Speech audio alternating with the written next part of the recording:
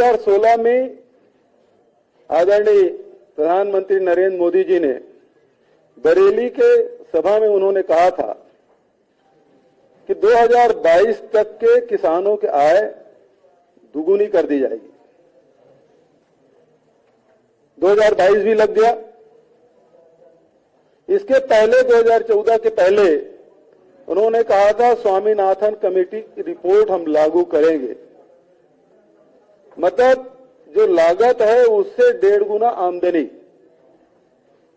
लेकिन आपने देखा होगा आय दुगुने तो दूर, किसानों के जो औसत प्रतिदिन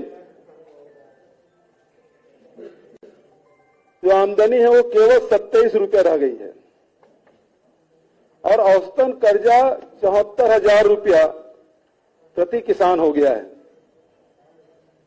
सरकार ने एक एक करके किसान विरोधी कदम उठाए। आपको याद होगा भट्टा परसौल के जब आंदोलन हुए और राहुल जी वहां गए तो 1894 के कानून को बदलते हुए यूपीए सरकार ने भूमि अधिग्रहण बिल लाया और जिसमें यदि किसी किसान की जमीन अधिग्रहित की जाती है तो शहर में 2 गुना और ग्रामीण क्षेत्रों में 4 गुना दिया जाएगा। मोदी जी सत्ता में आते ही 3 बार अध्यादेश लाए। कांग्रेस के विरोध के चलते उस अध्यादेश को निरस्त करना पड़ा और राज्यों पर उन्होंने ये अधिकार दिया यदि राज्य इसमें संशोधन करना चाहते हैं तो कर लें। आज उत्तर प्रदेश में किसान आंदोलनरत है।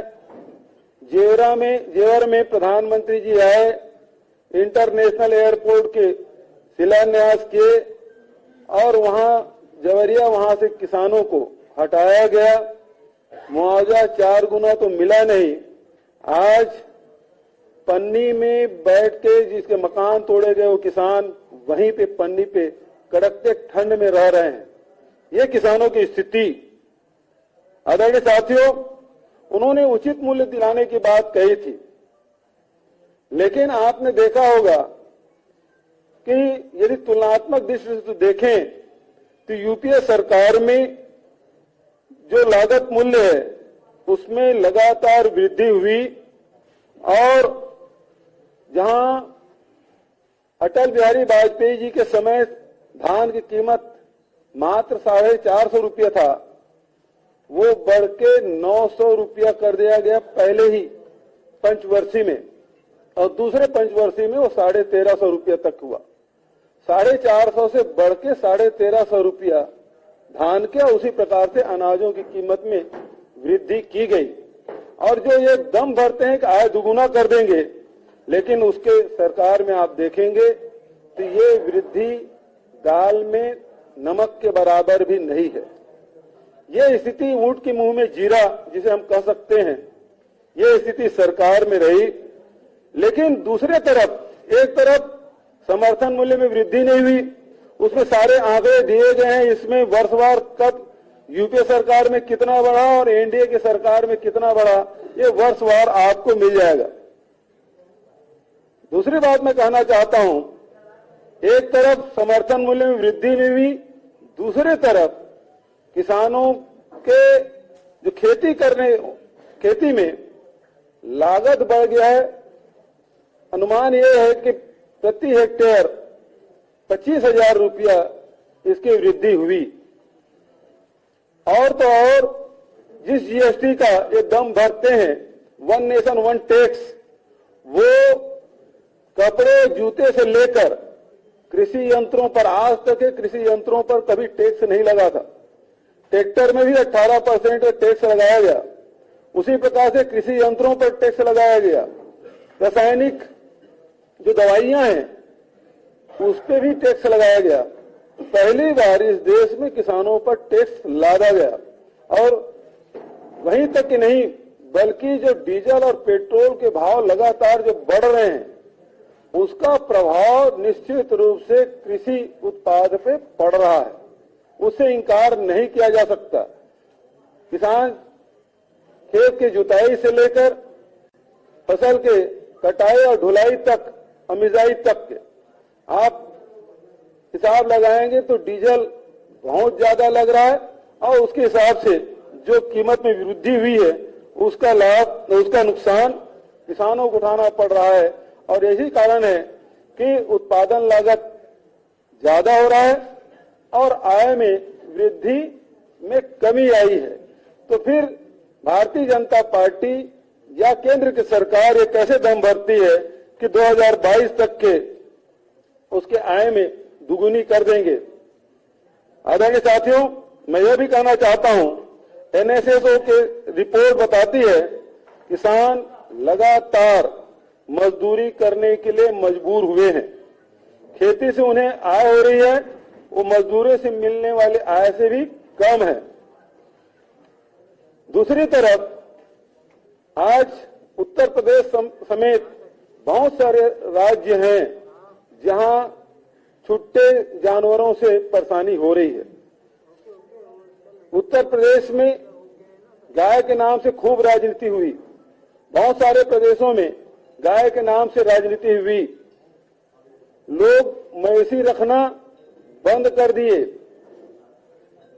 मवेशियों के क्रय विक्रय में भी अब लोग मवेशी बाजार में जाना बंद कर दिए, मवेशी बाजार लगना बंद हो गया। और ऐसी स्थिति में जानवर खुले में घूम रहे हैं और जिसका खामियाजा किसानों को उठाना पड़ रहा है। उत्तर प्रदेश के किसान या तो फेंसिंग कर रहे हैं या रत जगह करके अपने फसल को रखवाली कर रहे हैं और इसके कारण से भी कृषि लागत में जबरदस्त वृद्धि हुई है और फसल बचाने में किसान अब नाकाम होते जा रहे हैं। उसका सीधा असर उत्पादन पे पड़ रहा है।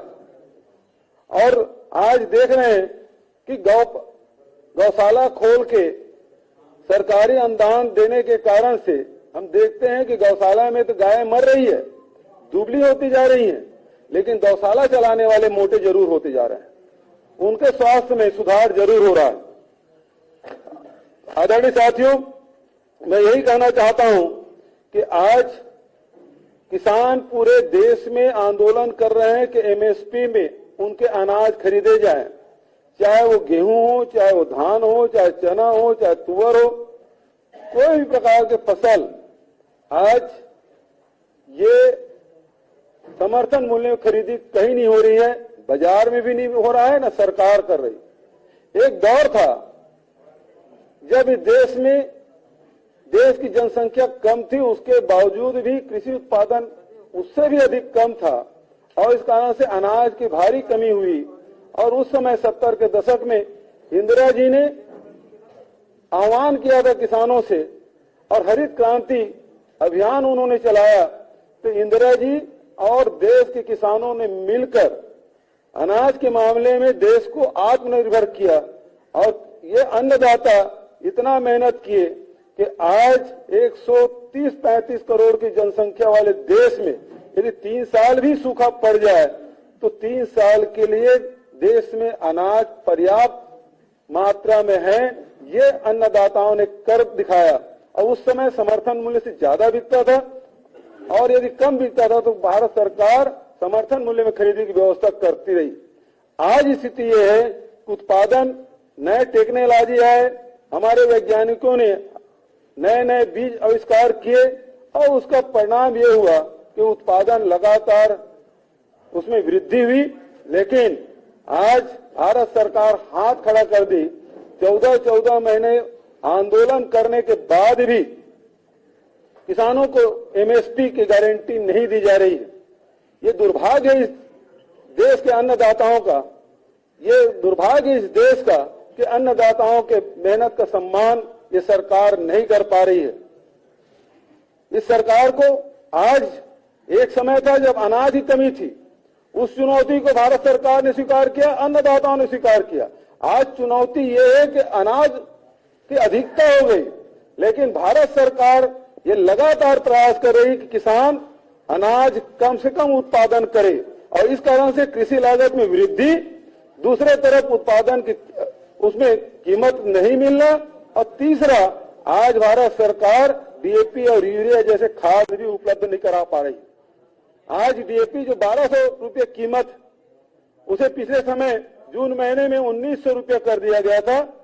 देश भर में जब इसका विरोध हुआ तो फिर से 1200 रुपये कर दिया, लेकिन आज सोसाइटियों में ब्लैक में ये 1500 से 2200 रुपया प्रति बोरी के हिसाब से मिल रहा है। तो ये स्थिति आज है। किसानों को हर स्थिति में दबाने की कोशिश, अन्नदाताओं को हर स्थिति में कुचलने की कोशिश, और उसके जीता जागता उदाहरण आपने लखीमपुर खीरी में आपने देखा कि मंत्री के पुत्र ने किस प्रकार से किसानों की छाती पे गाड़ी चढ़ाकर उन्हें रौंदा और कुचला, और ये बताया कि अन्नदाताओं का हश्र यही होने वाला है।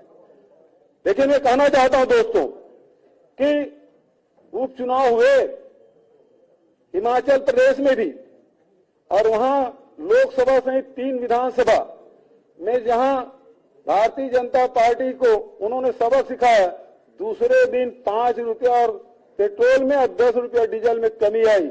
इसका अर्थ यही है कि आपको महंगाई से निजात पाना है, आपके भी किसान के अन्नदाताओं के फसल का लाभ दिलाना है, तो निश्चित रूप से इस सरकार को अपदस्थ करना होगा।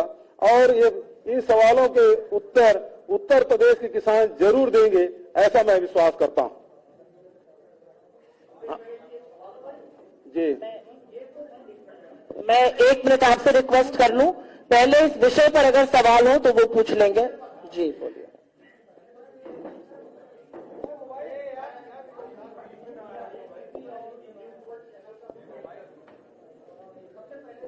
हेलो,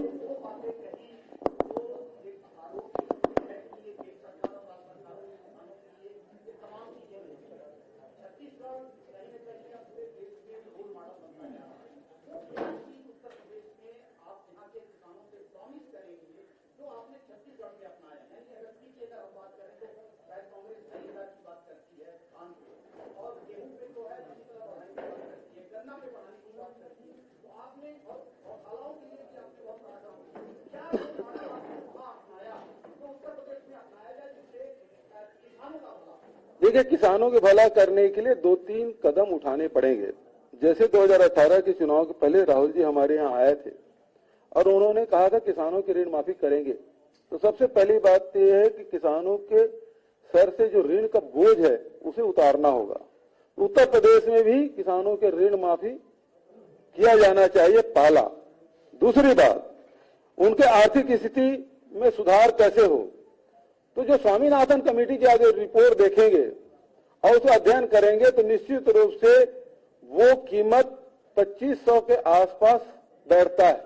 और यही कारण है कि राहुल जी ने वहां भी 2500 रुपया क्विंटल में धान खरीदी, क्योंकि छत्तीसगढ़ में धान उत्पादन होता है, तो वहां 2500 रुपये खरीदने की बात कही। और यही बात प्रियंका जी यहाँ प्रतिज्ञा में भी उन्होंने कही है कि 2500 रुपये क्विंटल में धान और गेहूं दोनों खरीदा जाएगा। ये दूसरा हल। और आज 3 साल हो गया कि छत्तीसगढ़ में हम वो खरीदी कर रहे हैं। 2500 रुपये हम खरीदना शुरू किया। भारत सरकार ने एक फरमान जारी कर दिया कि जो भी राज्य सरकार अपने खजाने से किसानों को, अन्नदाताओं को बोनस देगा, उसका चावल, उसका अनाज एशियाई में नहीं खरीदा जाएगा। और उसके चलते हमने फिर राजीव गांधी किसान न्याय योजना लागू की।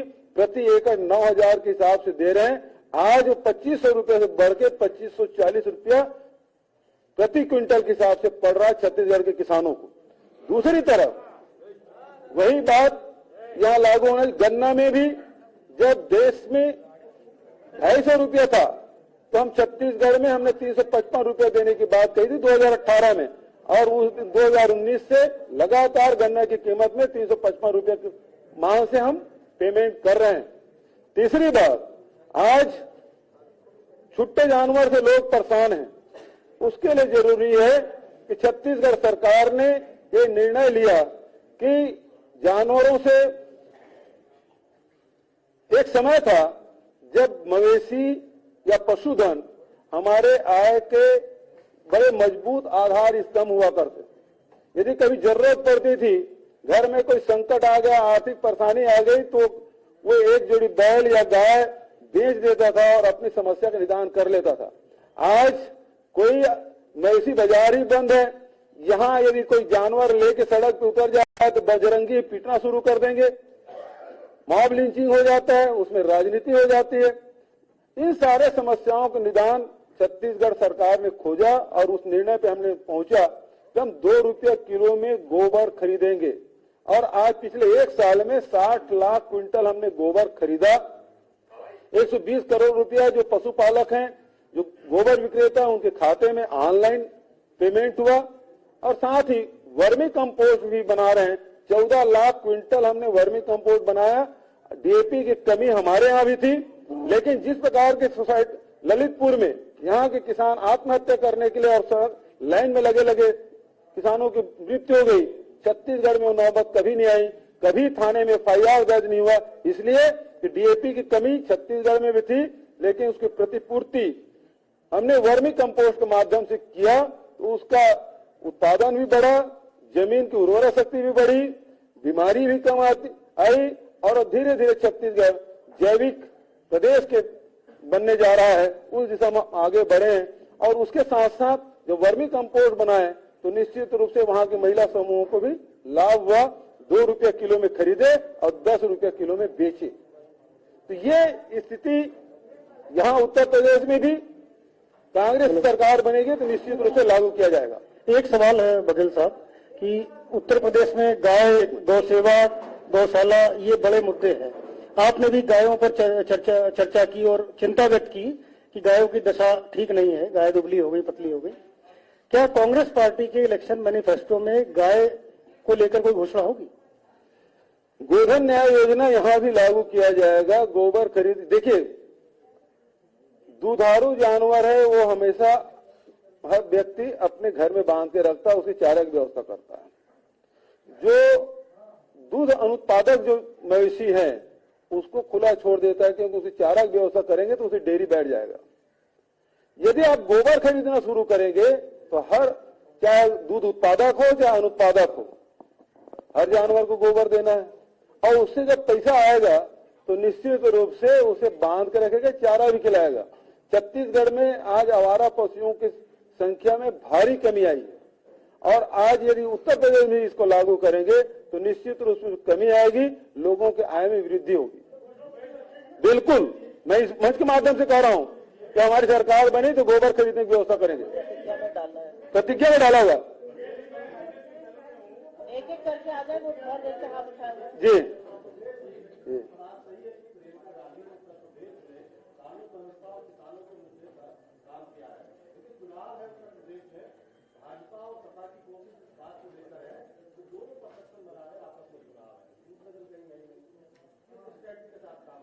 देखिए, एक बात आप समझ लीजिए कि उत्तर प्रदेश में हर समय हर चुनाव में एक नया उत्तर देते आया है। कभी सामाजिक न्याय की बात हुई, कभी दलितों की बात हुई तो मायावती जी और मुलायम सिंह जी, अखिलेश यादव जी आए। धर्म आधारित राजनीति हुई तो योगी आदित्यनाथ जी आ गए। लेकिन आज संकट का दौर है, हर परिवार महंगाई से, बेरोजगारी से त्रस्त है और आज अपने समस्याओं को उत्तर ढूंढना चाहते थे। ये दोनों दल इसका उत्तर नहीं दे रहे हैं, ये एक दूसरे के पीठ खुजाने का काम कर रहे हैं। और जबकि सही मायने में उत्तर कांग्रेस के पास है, जिसका नेतृत्व प्रियंका जी कर रहे हैं और लगातार किसानों के, दलितों के, महिलाओं के अत्याचार के खिलाफ लड़ाई लड़ रही हैं। और सारी जो हमारी प्रतिज्ञाएं हैं उसमें आप देखेंगे उन सारी समस्याओं का हल आपको मिलेगा। और इसी कारण से आम जनता है वो कांग्रेस की ओर बहुत ही उम्मीद भरी निगाहों से देख रहा। जी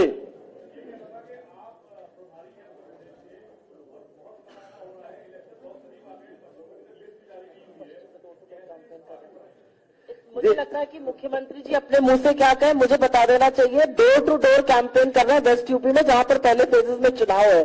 तो क्योंकि लखनऊ आना अगर पैमाना है चुनाव में तो ये गलत होगा। वो अपने मुंह से क्या कहें, पर आपने देखा होगा कि वो डोर टू डोर कैंपेन कर रहे हैं। गौतम बुद्ध नगर के तीनों विधानसभा, नोएडा, दादरी और जेवर, उसमें मैंने, और कल मथुरा, ये 4 विधानसभा में 3 दिन डोर टू डोर कैंपेन किया और टाउन हॉल मीटिंग भी की। किसानों से भी बात किया, व्यापारियों से बात किया, नौजवानों से बात किया, महिलाओं से बात किया। योगी सर